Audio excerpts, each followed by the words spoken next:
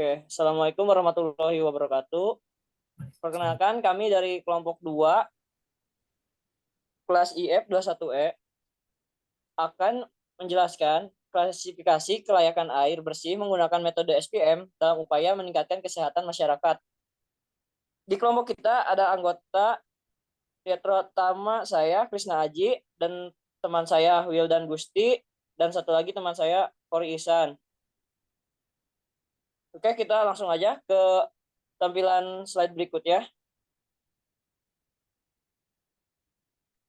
Nah, sini kita ada outline.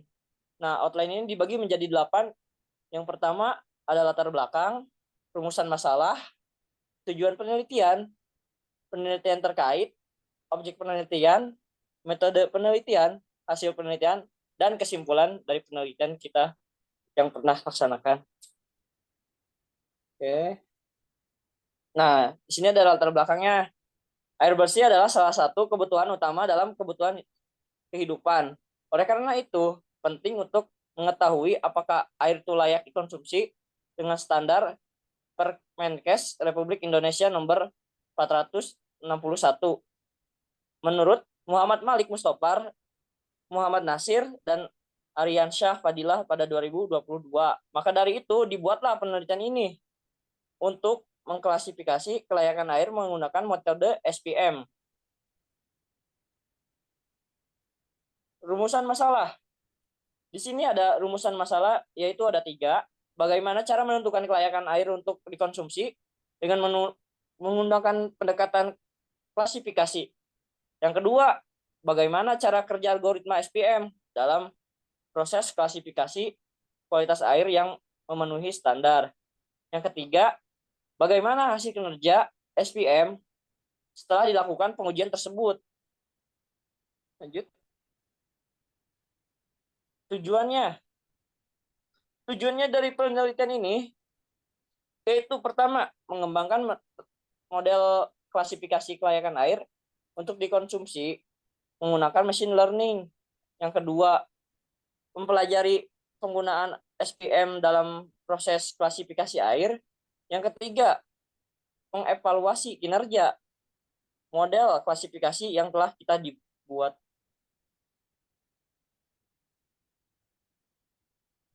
Nah, ini adalah penelitian yang terkait dengan penelitian kita. Oke.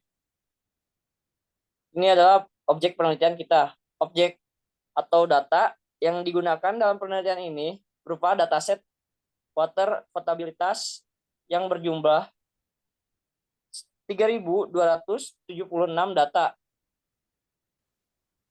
Oke, di metode penelitian ini akan dilanjutkan oleh rekan saya, yaitu Kori Ihsan. Enggak.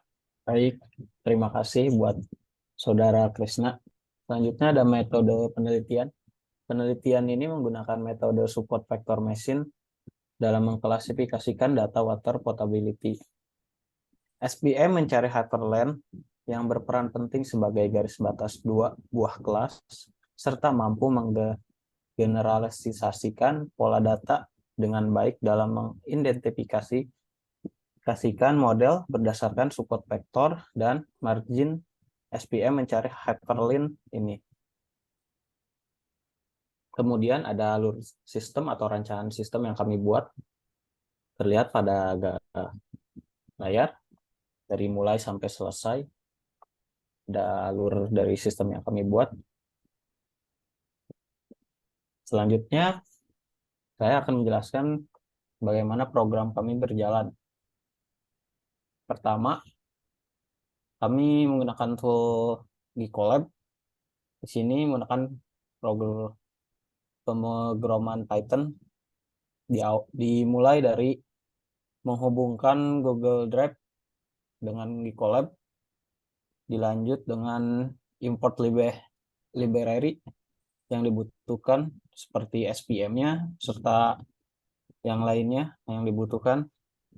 Selanjutnya ada load dataset atau masukkan data yang pada Google Drive ke Gikolab, terus menampilkan dataset yang kita masukkan ke Gikolab terlihat. Kemudian menghitung data potability yang layak yang mana pada dataset sudah dikasih keterangan bahwa yang ya layak itu adalah satu dan yang tidak layak adalah nol. Kemudian menampilkan grafik persentase data dari kolom portability. Terlihat data grafiknya muncul dengan tidak layak dan layak. Yang tidak layak lebih banyak daripada yang layak. 61% serta 39%.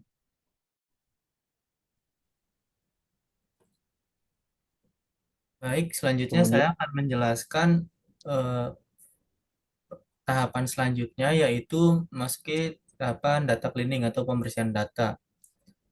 Di mana tahapan yang dalam tahapan itu yang proses yang pertama adalah kita harus mencari tahu apakah pada dataset eh, yang disediakan sebelumnya itu ada nilai yang hilang atau tidak. Itu dengan program ini. Di situ diketahui bahwa pada beberapa kolom dalam parameter itu ada dataset yang hilang, ada data yang hilang atau missing value. Di antaranya itu pada pH, sulfat, dan juga trihalometana. Lalu selanjutnya adalah mencari tahu apakah ada nilai yang terduplikasi atau tidak.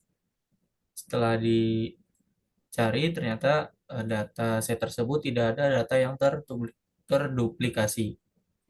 Lalu setelah mengetahui bahwa adanya missing value pada dataset, di sini akan ditangani nilainya dengan mengisi nilai yang hilang dengan nilai rata-rata atau mean. Setelah itu eh, dicari tahu lagi apakah masih ada nilai yang hilang atau tidak. Ternyata di sini semuanya sudah kosong atau nilai semuanya sudah terisi. Dilanjutkan dengan tahapan pre-processing di mana dataset akan dibagi menjadi dua, yaitu sebagai feature dan juga sebagai target. Di mana di sini feature itu akan dilambangkan dengan variabel X dan target dilambangkan dengan variabel Y.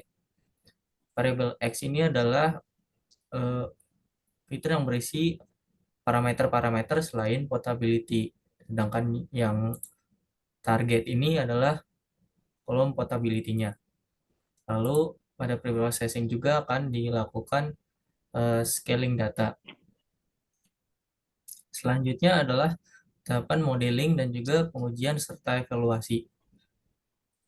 Eh, di mana di sini akan menginisialisasi list untuk menyimpan hasil akurasi dari pengujiannya, lalu akan ditentukan juga eh, tesas yang terbaik serta akurasi tertinggi yang didapatkan.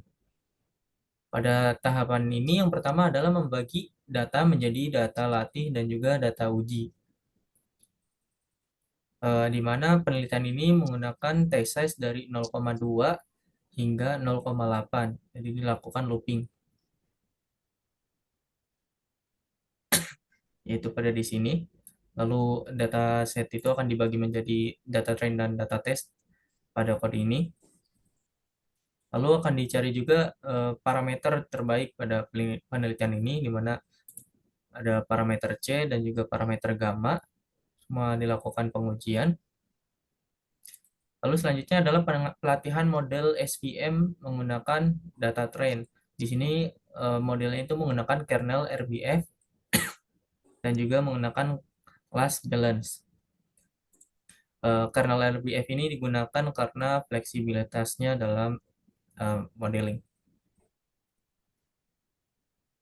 Lalu setelah dilakukan pelatihan ini akan dilakukan pengujian menggunakan data test, di mana model yang telah dilatih akan diuji untuk melakukan klasifikasi data set tadi dengan menggunakan data test. Setelah dilakukan pengujian dengan data test, akan ditampilkan hasil akurasi, lalu juga classification report dan juga confusion matrixnya. Dan di sini akan dicari juga tingkat akurasi tertinggi berdasarkan pengujian dari test size 0,2 hingga 0,8. Kurang lebih hasil pengujiannya adalah seperti ini, di mana hasilnya akan ditampilkan dari T-size 0,2 dengan iterasi penambahannya itu 1, ini 0,21, 0,22 hingga 0,8, di mana hasil akhirnya akan dipresentasikan dengan jika dipresentasikan dengan diagram garis adalah seperti ini. Dan jika ditampilkan dengan diagram batang kurang lebih seperti ini. Baik, setelah dilakukan penelitian ini, tingkat akurasi tertinggi pada penelitian ini didapat pada presentase data 37%, data tes 37%, dan data tren 63% dengan tingkat akurasi 67,10%.